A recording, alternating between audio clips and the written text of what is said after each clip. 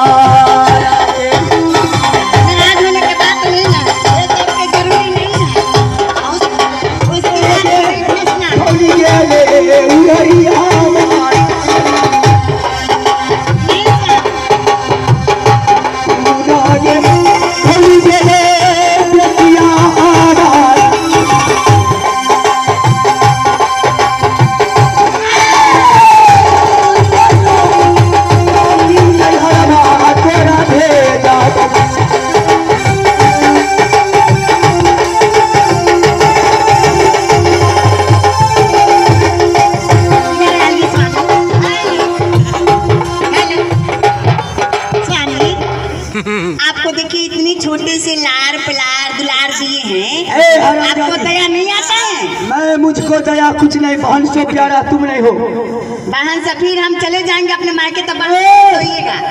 मायके चले जाओ उससे मतलब नहीं है, फिर बहन के पास सोना पड़ेगा, हम चले जाएंगे अपने मायके। आगे तिरिया बदलबा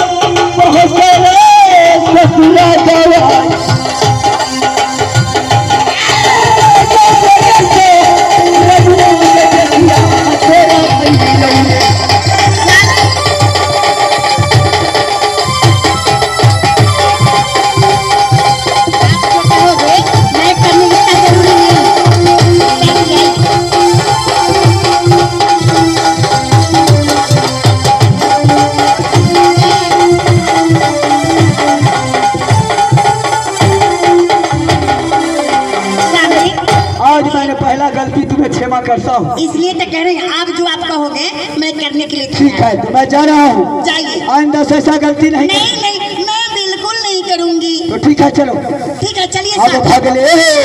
ये देखिए